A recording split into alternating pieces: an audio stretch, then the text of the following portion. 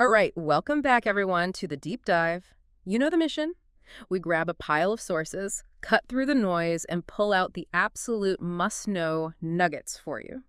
Today, we're heading into a bit of ancient mystery, but through the screen, with the Throne of Egypt slot game. Now, this isn't just, another slot game. It looks fantastic, really pulls you in. So we're going to unpack what makes it tick, maybe find a few surprising things under the hood. Yeah, it's actually fascinating how much detail you can find when you dig into a game review like this.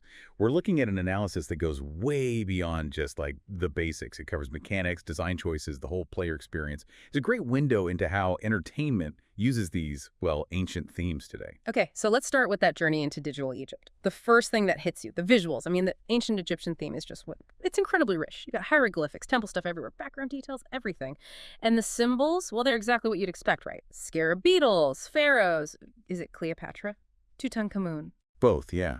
And the gods, too, like Anubis and Ra, plus, those golden treasure chests, canopic jars spinning around. It really sets the scene. It really does pull you in, doesn't it? Absolutely. And thinking bigger picture, that cohesive look, it's not just decoration. It's smart design. It keeps players invested, gives a kind of narrative feel, even though it's a slot. Underneath it all, technically, Throne of Egypt is pretty familiar ground. It's a 5-reel, 3-row video slot, Yeah. 25 pay lines you can adjust. But it's that theme, that art, that really lifts the whole experience beyond just the standard mechanics. Right. And speaking of mechanics, beyond the cool look, the real action comes from the special symbols. Digital artifacts, you could say, unlocking things. So the Throne of Egypt logo itself, that's your wild symbol, like a joker, basically. Fills in for other symbols to make wins. But here's the kicker. It shows up stacked. Picture these wilds piling up, maybe covering a whole reel. That seriously boosts your chances for big wins. We're talking up to, what, 10,000 coins? That's a potential, yeah. Pretty significant. Now, while the wild helps with regular wins, there's another important symbol, the cobra scatter. Scatters are different. They don't need to be on a pay line. They just need to show up. Get them on reels 1 and 5. Ah, okay. Specific reels, 1 and 5. Exactly. Land them there, and bam, 15 free spins. And crucially, during those spins, all your wins are doubled. Plus, and this is exciting, you can actually re-trigger more free spins while you're in the round. Doubled wins and more spins, potentially. Okay, that sounds valuable. But you mentioned something else, the real heart of it. Right, the Eye of Ra bonus symbol. This is where it gets really interesting. It triggers this unique 3-level bonus chamber. It's almost like a mini game. 3 levels. Okay, break that down. How does that work? So you start off needing to find keys. You pick from scarab beetles to find them. Get the keys, you move on.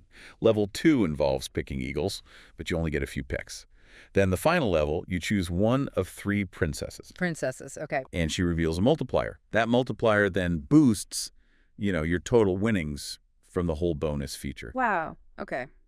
That sounds much more involved than a typical pick one bonus, a whole multi-stage thing. Who does that appeal to? That's a great point. It definitely caters to players who enjoy a bit more than just hitting spin, people who like that feeling of progression, discovery, making it feel like more of an adventure. And this ties into player control, too. You can tweak your bets quite a bit. Coin size from just a cent up to $1.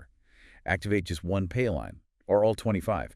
That flexibility lets you really tailor the game, match it to how much risk you're comfortable with, your own strategy. Yeah, that makes sense. And strategy brings us to volatility and RTP, return to player. This one's medium to high volatility. So for you playing, that means, well, maybe fewer small wins, but the chance for some really big ones, right? The kind that make you sit up straight. Exactly. It's that thrill of the chase for a larger payout. And the RTP, the number I saw was pretty impressive, like 96.9% up to 97%. That seems really high.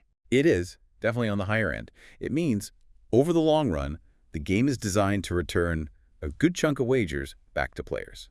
Makes it quite player-friendly, actually, compared to many others out there. So, good odds over time. Are there other little features, things that add to the experience? Yeah, a couple of nice touches that show they were thinking about the player.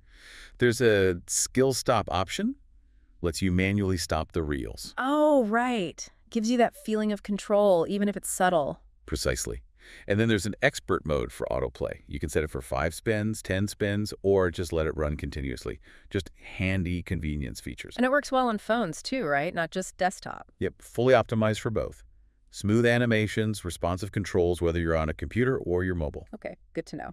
So wrapping it all up, Throne of Egypt really manages to blend those classic slot mechanics we all know with this very rich, layered theme. And crucially, it adds these rewarding, kind of engaging bonus features. What's quite neat is how it takes ancient mythology and weaves it into a modern game design so effectively.